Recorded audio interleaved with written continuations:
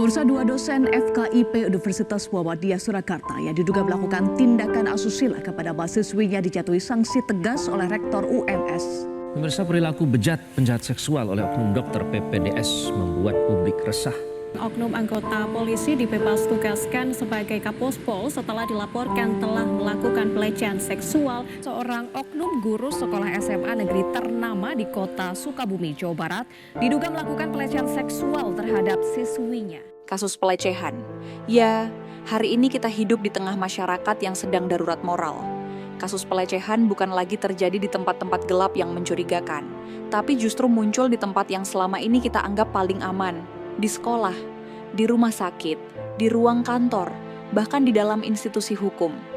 Dan yang melakukan bukan penjahat kelas jalanan, tapi mereka yang punya gelar, punya jabatan, bahkan dipercaya sebagai panutan. Dosen yang seharusnya mencerdaskan, ternyata menyalahgunakan relasi kuasa terhadap mahasiswanya. Polisi yang seharusnya melindungi, justru jadi tersangka. Bahkan seorang dokter spesialis melecehkan keluarga pasien saat mereka sedang berduka. Miris, tapi itulah realita hari ini. Sebenarnya apa sih itu pelecehan? Sampai batas mana dan kondisi apa kita bisa katakan bahwa kita dilecehkan? Atau mungkin tanpa sadar kita sendiri sudah secara tidak langsung melakukan pelecehan. Secara teori, pelecehan adalah segala bentuk perilaku yang melanggar batas pribadi seseorang, baik secara fisik, verbal, emosional, maupun di zaman ini bisa dikatakan telah hadir pelecehan digital. Pelecehan bisa berupa sentuhan tanpa izin, komentar bernada seksual, tatapan mengintimidasi, chat yang melewati batas, atau ancaman atau tekanan dengan iming-iming kekuasaan bahkan relasi kuasa. Hal yang paling mengerikan adalah banyak korban tidak sadar bahwa mereka sedang dilecehkan. Karena pelakunya orang yang dihormati, itu tadi mereka memiliki relasi kuasa yang bisa bertindak apa saja kepada korban.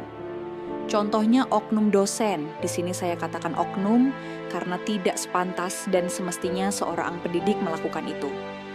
Dosen yang memiliki kuasa kepada mahasiswanya akan memiliki peluang penuh dalam mengajarkan hal baik. Sama dengan sebaliknya, dan yang sebaliknya inilah yang dikatakan sebagai oknum dosen. Korban pelecehan tidak hanya kehilangan rasa aman, mereka juga kehilangan suara. Banyak dari mereka hidup dalam trauma, rasa malu, dan perasaan bersalah. Padahal mereka adalah pihak yang disakiti. Dan yang lebih menyakitkan, masyarakat seringkali justru mempertanyakan korban. Kenapa nggak melawan? Kenapa nggak lapor dari dulu? Pertanyaan itu hanya membuat luka semakin dalam. Padahal yang perlu kita tanyakan adalah, kenapa pelakunya masih bebas? Kenapa sistem kita belum berpihak pada keadilan? Di video awal ini ingin menyampaikan bahwa edukasi adalah kunci. Kita perlu mendidik masyarakat tentang apa itu batas, apa itu persetujuan, dan apa itu pelecehan. Sekolah dan kampus harus menjadi ruang yang aman, bukan tempat pembungkaman. Orang tua perlu membekali anak tentang kesadaran tubuh sejak dini. Institusi perlu membuat saluran aduan yang independen dan berpihak. Dan kita sebagai warga biasa juga perlu berhenti menyalahkan korban. Dengarkan mereka, percayai mereka, dukung mereka, karena setiap suara yang didengar bisa mencegah luka baru terjadi.